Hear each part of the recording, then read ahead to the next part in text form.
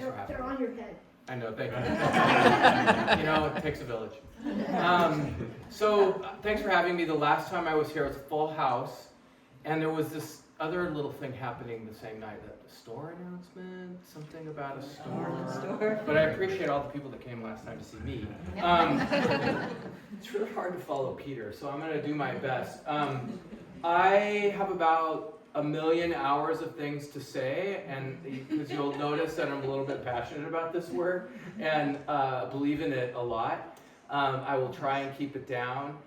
Really would love your questions, but interrupt me anytime. It's not a big deal. You won't break my cadence or anything like that. So I want to talk a little bit, tell a little bit about myself. And some of you may know this story, but there's updates to the story. So you may know this. I am a divorced father of 2 originally. I have 2 sons, Sawyer and Sage, and they're awesome humans. Sage is going to turn 30, and Sawyer is 24. He's living in San Francisco, and Sage unfortunately lives in Tennessee, but there's more to the story in a minute. And my divorce was very, very painful. And if you've been divorced or know anybody who's been divorced, that is not rocket science, right? It is a painful journey. Some are harder than others. I don't know where I land on that continuum. It just sucked. And I was in a really dark space with that, and came together with Maggie, and we married. And I knew that when I got married that I was going to have to change a couple of things, and not the kinds of things you would assume. But we thought of ourselves as bonus family. And the bonus family is, I think it's a Swedish idea, that you have this extended family of people from new marriages. And it's actually a really lovely way of understanding your new family configuration that actually helps you. Because, you know, the shame that's associated with divorce is a real thing, right? And so having this idea of like, oh, I have a bonus family. So right after we got married, we had a little mini honeymoon in September of 2019, and we came out here, and we had a little mini vacation, and on the last day of our vacation, we went to Thin River, and we were drinking cider, and I stood out in the middle of the field, and I thought, I think I could live here. At the time, we were living on Whidbey Island, and I'd lived there for 25 years, raised my boys there, didn't know what we would do, but I was looking for superintendent jobs at that time. I was a principal in Edmonds, living on Whidbey. And lo and behold, I got the job here. Some of you may know Dr. Christina Meir. She and Heidi Eisenhower are good friends. I've known Heidi Eisenhower for 30-something, you know the story probably, 35 years. And I think they colluded a little bit. And Christina called me and said, hey, we have this job opening up, we hope you apply. And I did, and I got the job. And those of you who know that Linda Rosenberry and Port Townsend and I applied for the same job because it was the same search firm. We were finalists in each other's jobs. To this day, the boards don't like to talk about what would have happened if the boards picked the same person, because that could have happened. And it didn't. The Port Townsend board took Linda. I was selected for Chimacum. So anyway, this family is growing. My son has a wife, Rohini, and we were doing really great. And then the little thing that I had to change was I knew that I was going to have another child. Because if I married Maggie, like I knew that going in. So there was a lot of technology involved in this baby, I will tell you.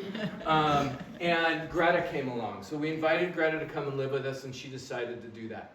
So about a year after she was born, she got to meet my mom, her grandma. And the reason I tell you this is my mom at the time had late stage dementia. And when we were sitting with my mom in the place she lived, the first day she was with Greta, very tenuous, you know, the kind of stuff you see in people with late stage dementia. And the second day we went back, and she picked Greta up like she'd been doing it all her life, because she had, and held her. And it was a moment of a minute of my life I will never forget, and probably one of the most important minutes of my life, that they were together in this way that was just really beautiful. And it was amazing. And my mom passed away about a year later, and that was pretty tough. So These are my sons and Maggie, and Rohini on the left in this picture is pregnant with my granddaughter. And so they had little baby Alina in 2022. In March, what's this, 26? She was born in 24. In March of 2024, she passed away at 4 months old. She had a very difficult heart issue, and it was really horrible. One of the most horrible things you endure in your life. Obviously, they buried her on their property in Tennessee, and that was a really extraordinary experience, one thing that I will never forget in my life, and one thing it's really hard to find words for, you know. But 4 months after Alina passed away, they got pregnant again with Jasper. It was a huge relief. Jasper is a thriving little guy. He's a year old. This was a visit I got to make with them just recently. So, and then I also want to say that Greta is doing well, and fast forward, Greta will be enrolling in Chimacum Primary's preschool program this fall. So I'm doing my part for my own enrollment. No, it's really great. So Greta is amazing. I tell you this story about me, and the reason is that I don't want you to understand me as disconnected from the community I live in, and I don't want you to understand me as a person that doesn't share your experiences, that doesn't share your children's experiences, that doesn't share your grandchildren's experiences, that I am in it with you. So my passion for this work comes from that place of deep knowing. As a parent, as a grandparent, as someone who's lost people close to me from all kinds of things. So a little bit about Chimacum. These are things that you probably already know. Chimacum has about 12,000 people. We are the oldest county, or the second oldest county in the state, and we have a little bit higher poverty rate in the state of Washington than the rest of the state. High median income, high level of education. And the stat that's really interesting about this community to me is the high percentage of veterans that live here. And most of those are Vietnam veterans. From 2000 to 2020, this was really the demographic shift here. When we went from about 16% of the people that lived in Jefferson County, or in Chimacum specifically, the district, were school age, and it's now somewhere around 7 or 8. We had over 200 kids born in the county at that time every year, and now it's down around 120, 130. So we're changing. One of the things, though, that's happening also is this very high disengagement rate. We have one of the highest disengagement rates in the country for youth. That means kids that are between the age of, I think it's 18 to 24, aren't in school, in the military, or have a job. That is a very high percentage, and it's higher than many rural areas and the rest of the rest of the state. So a little bit about Chimacum. We have about 670 students. That's about half of what it was in 1998. So about 1,400 students in 1998. 77% of our students are white, 8% are multiracial. Low income is between 55 and 65%, depending on how you slice that. I'm guessing it's over 65% by what we see and how we understand what's happening for our families. And that special education, so students with disabilities, is well over 17%. So our purpose is really clear to us, that we want to be a caring community for courageous learners, that's our why. And I put that why in front of people all the time, every day. Because if you don't have a why, if you don't have a vision, it's where are you going, right? And I think it really helps us illuminate what we value most as a community, and it's really important. And we want to make a promise to our community that every student is known by name, strength, and need so they can learn, dream, and become. And that promise is something that we feel is aspirational, but we have to keep promising it. Because if we don't, why would we ask you for money? Why would we ask you for trust, right? We have to say we're going to do something or aspire to do something. We really can't do it without our people. We have extraordinary people in the Chimacum School District, and I pride myself on having sort of created the conditions with my school board under which we hire only rock stars. And my philosophy of hiring people is you always upgrade. Somebody leaves, the next person is an upgrade. And that includes someday when I leave, the person that comes after me as superintendent will be an upgrade. So those are the conditions you create. That is my philosophy. I also believe that public education is the most important institution in democracy. Straight up, full stop. Because it's the one place that everybody gets to go. Everybody belongs. And you can talk about, well, we have charter schools and private schools and homeschools and all that. Those places don't include everybody. By law, by civil right, they just don't. But public schools do, and it's an enduring idea.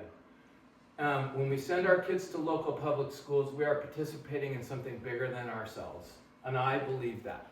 My wife believes that. My good dear friends believe that. Our children learn alongside neighbors. Their lives may not look like themselves, right? So when you send your kid, and this is not a dig on private schools, you send your kid to a private school, you will be with kids that are more like your kid. You will be with families that are more like you. If you go to a public school, especially in a place like Chimacum, you will be going to a school with people who aren't like you. I have kids with MAGA hats and I have trans kids. They go to the same place. They get along, despite popular beliefs to the contrary. Kids are, by just being together, they are practicing collaboration and regulation and all of the things that we would like to see in the adults in the world, no? Yeah. Mm-hmm. And really, I believe that vibrant public schools are the heart center of a community. It's important to me to come to you in Maristone. You are my community. You are my school district. You are important to me. There are a lot of children on Maristone Island that go to my schools. I would like to have all of them, because I know there's also a lot of children that go to Port Townsend from here. And I will talk a little bit about that. So there was a really interesting study around dignity and how people experience and understand dignity.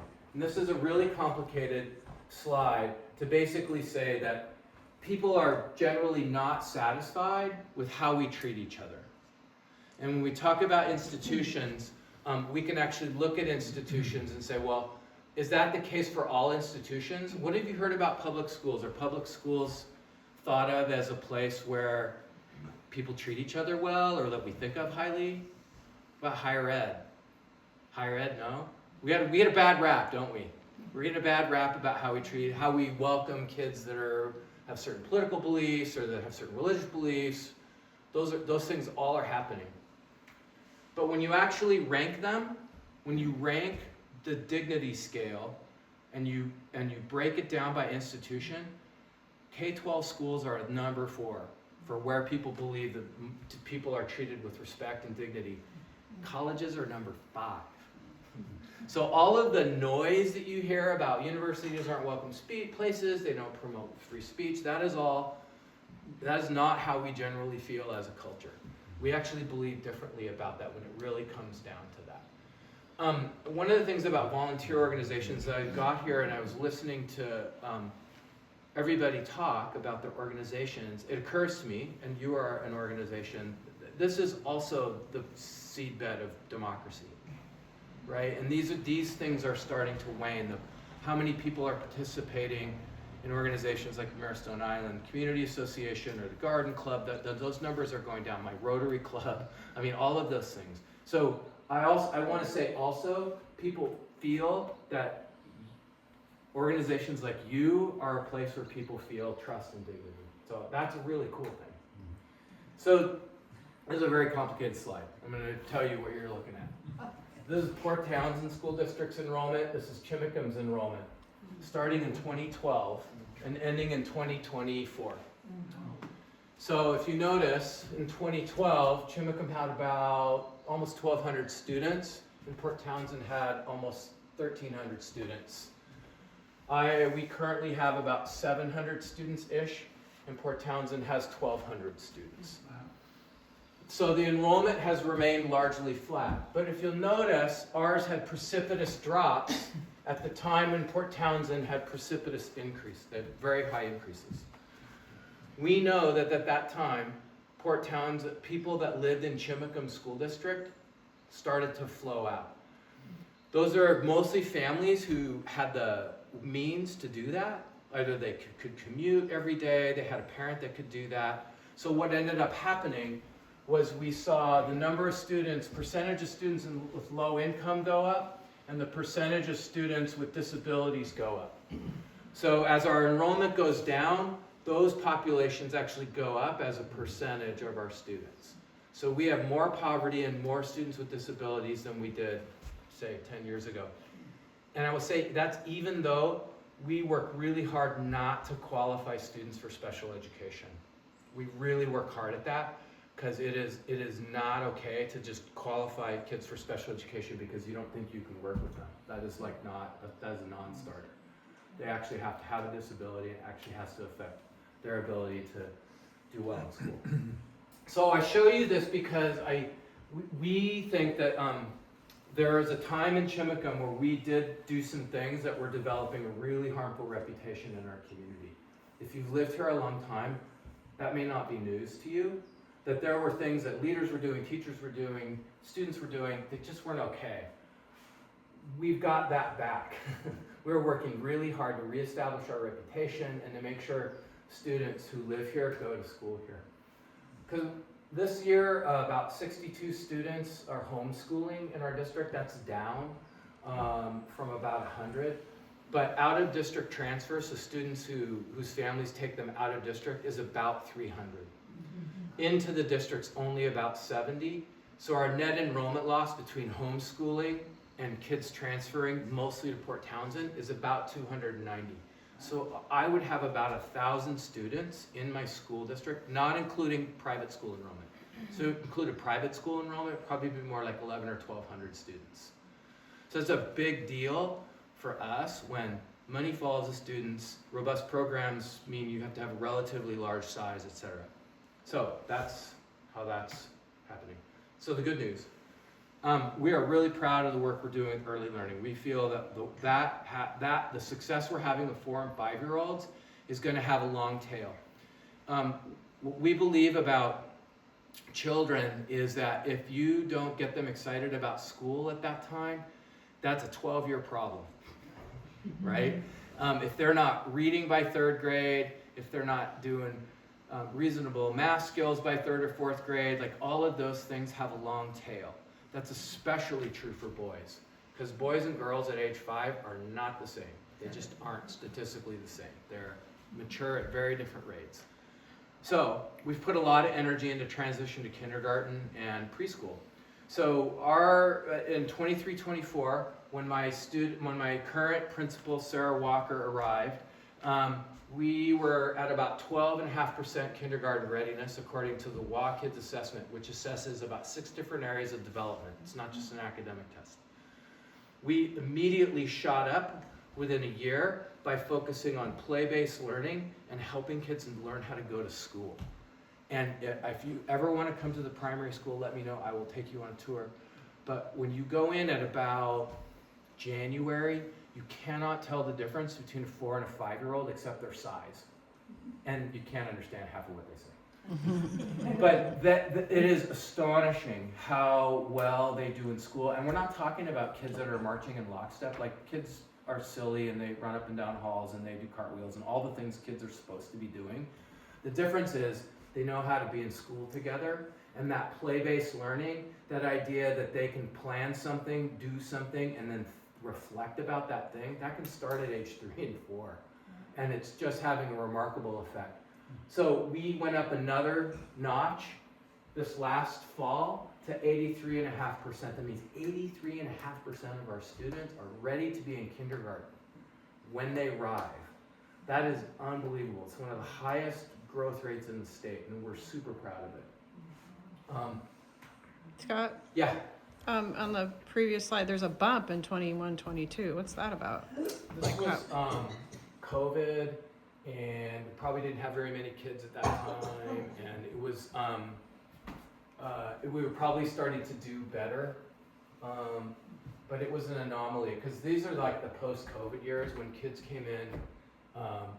It was pretty rough.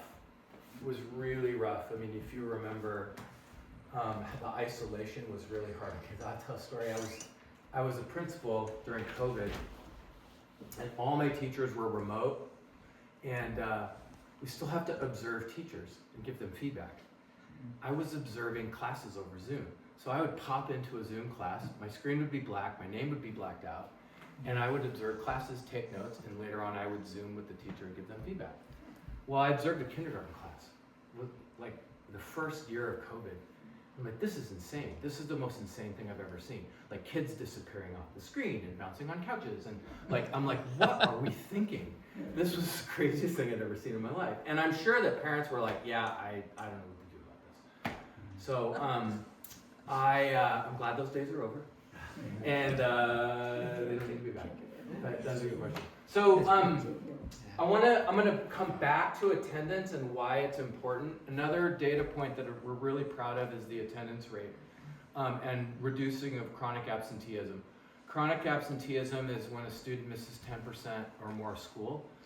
10% doesn't sound like a lot until you tell somebody that's actually 18 days. So by the end of the year, if you miss 18 days, that's quite a bit of school. So that our attendance rate is slowly going up and that our chronic absenteeism is slowly going down is really a tribute to how we're working with our students and the things that we're providing and the quality of our people. Because if our students aren't there, it's really hard to get them engaged. And we also know that like it's a flywheel effect. Once they get that negative momentum, they're not coming to school, they're not finding success, they're not wanting to come to school, they're less successful. Like it's a terrible problem. You see this with kids.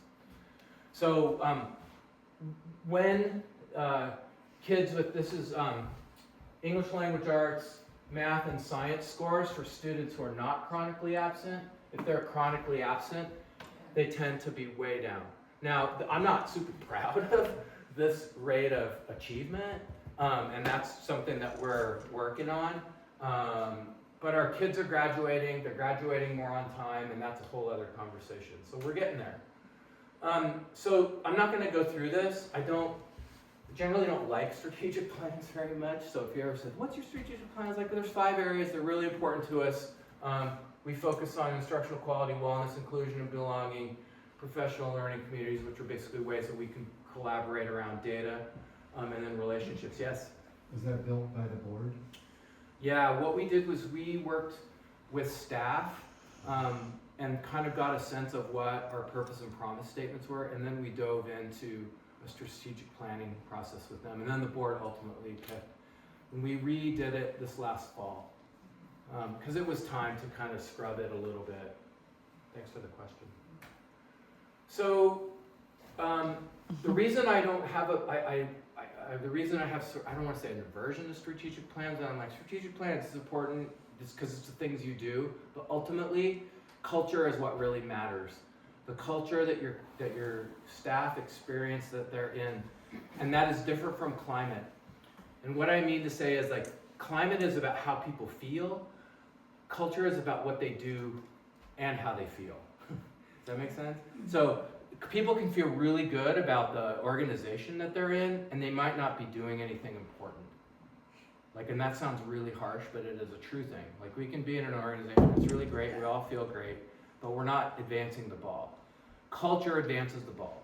When people feel motivated, feel a sense of urgency, buy-in, want to participate, want to receive feedback, all of those things. So I really love this, and I can't remember who is attributed. It's like not, I've heard like 100 people get this attributed to them. I'm just going to put it on there. We put all this together when we're talking about kids learning and thriving. It's really those 3 pillars, that purpose, promise, and the people.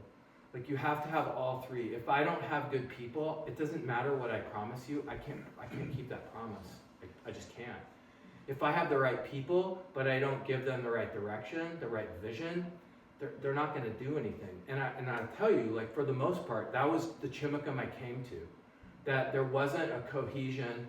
People kind of did what they wanted. Most of the teachers were pretty good, but they weren't great because they didn't have a sense of common purpose. Like this is where we're all going. And now it's more like that. So I think a lot in the education world about teaching and learning. These active words where I teach something and you learn it. And to me this connotes something that really undermines what I think we need to be doing in education. The idea that I teach and you learn is old and it doesn't really work. And so I'm really more interested in engagement. This idea that students have a relationship with the things that they're learning, with the classroom in which they're learning, in the informal learning environments, all of the places that make up school life that are engaging, and they're engaging in positive ways.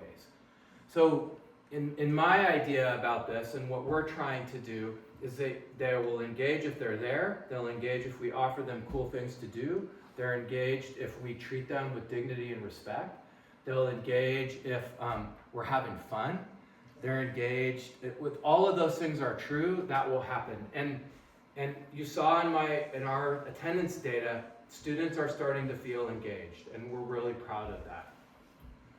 But we're not satisfied until we get to 95% attendance. That is the pie in the sky around the state of Washington. The state of Washington has the highest chronic absentee rate in the country. Yeah, I'm not kidding. Really? I mean, it's terrible everywhere. Yeah, it's talk about cat herding. I mean, this is pretty rough stuff. I mean, it's really tough in the state of Washington. Why? There's lots of speculation about culture. There's lots of speculation about weather. There's lots of speculation. I had no idea. I suspect we just haven't done a great job engaging kids, and we're doing better. I'm really committed to getting way out in front of the state. I'm committed to getting way out in front of what other states are doing. I want to sit back and wait for other people to tell me, well, we think you ought to be doing this. No, I'm going to do what I want. Because I think that's actually better. So we're 95% of what we're doing. So I showed you this. This is just another way of looking at it. A lot of districts experience these huge disparities between students that don't experience poverty and kids that do. The gap between is 2% in our attendance rate with students in poverty. That's a huge deal that we've narrowed that gap that far. It's not good enough, but it is better than 85-95 or 80-90. That's just something we're really proud of. And if you see, that gap is sort of narrowed over time, and we're pretty excited about that. And it's really important to us. It's also true for discipline, that students who are experiencing poverty, discipline is a really bad thing to get into. Once you start that whole momentum, that negative momentum with discipline, it's just a bad thing. I mean, it's kids are already stressed enough from their lives in poverty. When we pile on because we think that's the thing we ought to do to correct their behavior, it doesn't work. And this is a place where my elementary programs have bought into this. My high school programs are getting there. We're working on this, but it's old thinking is spare the rod, spoil the child kind of stuff. It's going to lower your attendance rate. Kids are going to bail. And we don't want them to bail. We want them to be happy and productive in their lives. Because we're all on this stormy sea, right? We're all living in the zeitgeist. We all live when there's illness in the community. We're living in the same economy. All of those things we're living in together. If you think about being in a storm, we're all in the same storm. We're in different boats. I got kids in battleships, and I got kids on rafts. I got kids with life preservers. I got the little pool floating kids, right? That's not very stabilizing. If you imagine you're a kid, and you're kayaking in this storm, and all you can think about is survival. That's all you can think about. And not only that you're motivated to survive, but the terror that any moment you die is a real thing that lives in our kids. And so when we start to think about the work we're doing with our students, we have to understand what they're bringing.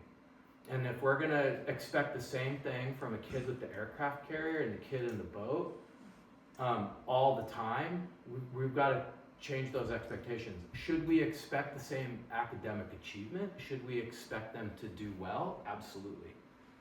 And that's the missing thing, is we don't want to conflate feeling empathy and treating them with dignity and respect because of their situation with let them off the hook. Right? I mean, because the research shows that when we lower our standards for kids, they will achieve those standards. Yeah. Possibly one of the elements, of course, is nutrition. How you Absolutely. Yeah, great question. That's like an audience plant question. You must know somebody. So, we're working really hard to keep our Farm to Table program going. We have a lot of local produce that's in our kitchens. All of our students eat free, lunch and breakfast, and we've increased the number of kids that will actually eat school lunch and school breakfast by a lot. We notice when the economy gets shaky, that goes up a little bit. We also have a lot of help from Backpacks for Kids. They feed about 120 students on weekends, students that experience food insecurity. So we're working on that. I think I actually eat school lunch with regularity, and it's actually really great. Because we have just a great kitchen staff, lots of scratch cooking, lots of stuff from the garden. We're trying to do a protein from the valley twice a month now. So beef or pork or not chicken.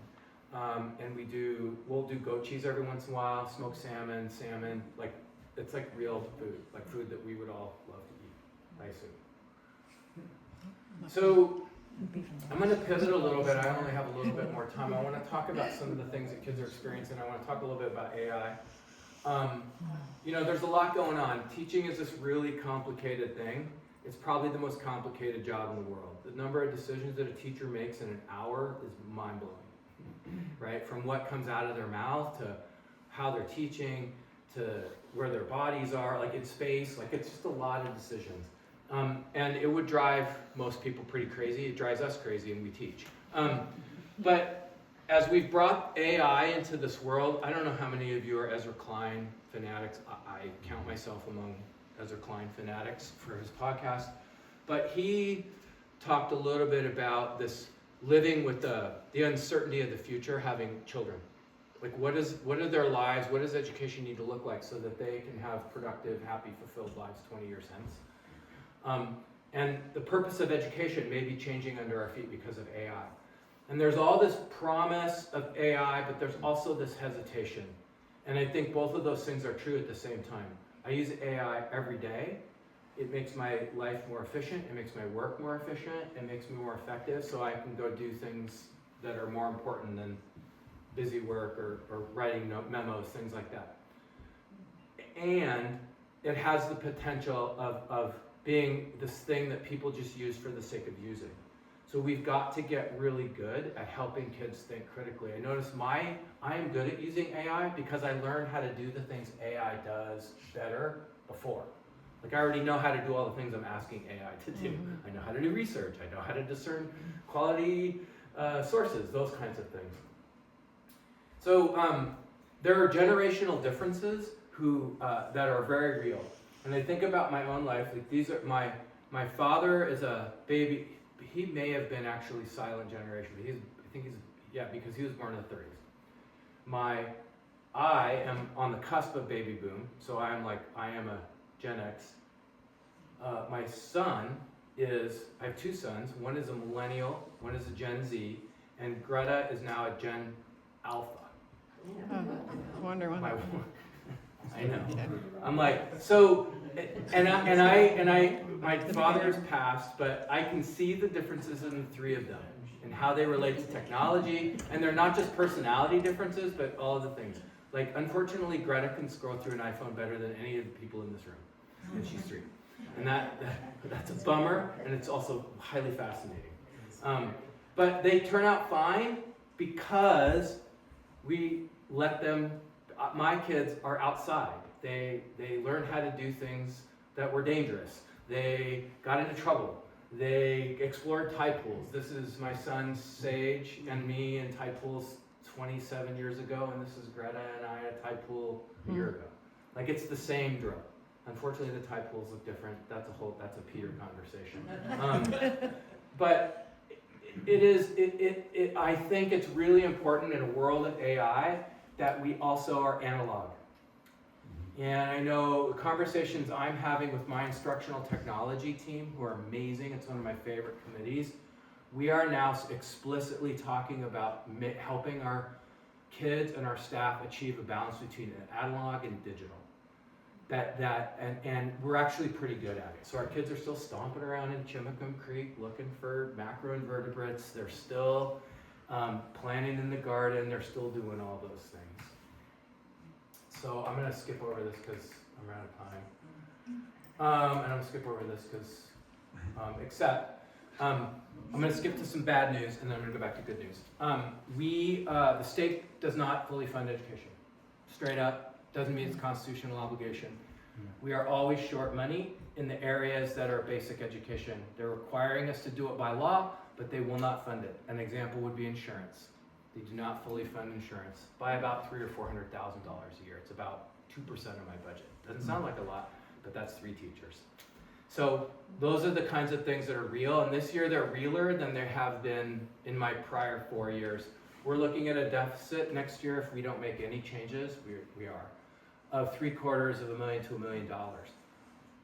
On Wednesday night, after my board passed a resolution to reduce my staff, which they must do by law, within an hour, I got 2 pieces of really bad news about the budget. So I'd already made a budget plan, already told people who was getting laid off, and then the state let us know that federal timber money would not be on top of apportionment, it would supplant apportionment. So I lost $220,000 in less than an hour. And then a couple hours later, lost another $96,000 when the insurance company said, it's not going to be an 18% increase, it's going to be a 30% increase. So those are when you're trying to plan, I mean, talk about being on a stormy sea. Like that's what budgeting is like in the state of Washington. So we're going back, sharpening your pencil, like, okay, we'll sharpen our pencils. But we got to figure out what we're going to do so we can balance our budget. And you guys help a lot, and it pays for these things, and it also pays for. So I'm running out of time, and I want to honor your time. I just really appreciate being able to come. Great things are really happening. A lot of it's based on our community partnerships. My board is one of the few boards in the state of Washington that actually has a partnership policy. It explicitly outlines those parameters, and it explicitly not just empowers me, but directs me to create and foster community partnerships. So we have a lot of them. This is just a short list of partners that I regularly interact with. You're not on there, but I am here at least every other year. And I see Jessica every Sunday at Maristone Winery. So, I mean, I guess that. By the way, James calls Greta the mayor of the winery. So, yeah, that's good. It's our country. Better her than it's me our or country. you. I know, better you than me. That's right. So, but we're really proud of our partnerships. They provide a lot of resources, support, thought partnership. It's just really fabulous. So a few things that are happening, you may have heard, we've been in the news a little bit. I'm proud to say Washington State School Board of the Year for small schools. That is no small feat. It's a big turnaround. State Superintendent's Award, thank you. State Superintendent's Award for Excellence for Progress. It's not good enough, and it's getting better all the time, right? So that's my message. PTA won an award of excellence this year for the whole state for doing some really great events, so they're also making it. I also won an award for superintendent to watch for the National School Public Relations Association. So I don't know, where did that come from? You guys may have heard of our little marching band. Yes. Okay, going to 4th of July parade. They're getting better all the time. It's actually really cool because it's close. School Board of the Year. Superintendent's Award. We're really working on academic achievement and rigor. I found out last year we had not given exams at the high school in 20 years. You're what? That was what I said. So the principal took a deep breath and rallied everybody around creating really excellent final exams. The student board members who serve on the school board with the school board, they're students, surveyed the kids in February and asked them about final exams. This is really the first time they'd ever had all of them. Super positive experience. It's like, okay, we did something really well. The kids felt like they were supported, they felt like they were hard, they felt like they had enough time, all the things. So you have to go headlong into the problems. and some of those problems end up looking like, hey, it's about, like, let's just have higher standards for our kids. Our alternative ed programs are amazing. Starting an alternative program next year. I think we decided to call it PI Primary, a K-2 alternative program that's really going to focus only on reading and play. So it'll be mostly for parents who'd like to homeschool but want that support. And then our alternative program for upper elementary, junior, senior high school has grown. It's basically doubled in size since last year at PI program. I'm really proud of our levies. Thank you for voting. 68, 64%, 2 years in a row. That is just super proud of that. Cell phones are banned in 2024. It was an awkward rollout, but it worked for the most part. We actually saw attention. It's really lovely to walk into a room full of kids and you really don't see a phone. And even when they're outside of school, you don't see them as much. So the rumors of the cell phone taking over their lives are exaggerated. Chimacum Valley Tech is a program we started this year. It's a 3-hour construction trades program. Their kids can get credit in arts, career technical education, construction, and math. And then we've added a culinary program to that. So those are both half-day programs, and they're going to fill up. They're going to have, each of them is going to have 24 kids. So we're super proud of that. Because a lot of people, I mean, I come out to, since I've been here, and there's 2 questions I get asked, and one I don't have a good answer to because I don't know what to say. And that is, what are you going to combine with Port Townsend? And then the other one is, because it's coming tonight, who's going to ask? And then the second one is, so when are you bringing back shop? I'm like, we brought that back. Early learning, I've talked a little bit about that. The data show us that boys are really having challenges in high school. We started addressing it 3 years ago through how we were disciplining them, how we were approaching engagement, and our discipline rates have gone down and our attendance has gone up, our grades gone up, scores are going up for boys. So that is equity work. And if people who are like, oh, that DEI is like, DEI gets us looking at data, and when we look at data, we identify populations that need our help, and sometimes they're white boys, right? So when we talk about DEI, it's like, this works for everybody. So it's data driven, and that's what we did. Capital project, we're super proud. You may have driven by the school, seen new siding up. We're going to be dedicating the auditorium to Dwayne Montgomery in a month, and that it's all spruced up and ready to go. This is the first year we've had a citizens budget committee. It was super great. I loved having people learn about the budget and how it works, and then give us feedback about their priorities. It was awesome to have parents and teachers on that committee. And I told you about free breakfast and lunch. If you want to help, we always want your volunteer to come and help kids read, do math, all of the things. It actually really helps when you follow us on social media and you like, subscribe, share. Join Rotary Kiwanis PTA, MICA, Garden Club. Join them all, because all of them have an impact on my students. I will selfishly say you all have an impact on my students through your collective action. Garden Club, right? Scholarships. Rotary Club, $28,000 in scholarships this year. Those would make a difference. You can donate. I generally don't ask for money. I'm going to start asking for more money. Chimacum Band is already set. So thank you to those of you who donate to that. They are good to go. They're going to DC, and it's going to be great. We are having a outdoor education for 5th and 6th grade overnight trips that have been a mainstay of our program because we don't have money. So that is a 0 line item. We hope to collect the $50,000 for private donors for that. School gardens are supported by the Community Wellness Project and the Garden Club, and the money is drying up. So school gardens are in limbo. And then robotics, we always take money for robotics. It's a pretty cool program. And of course, preschool.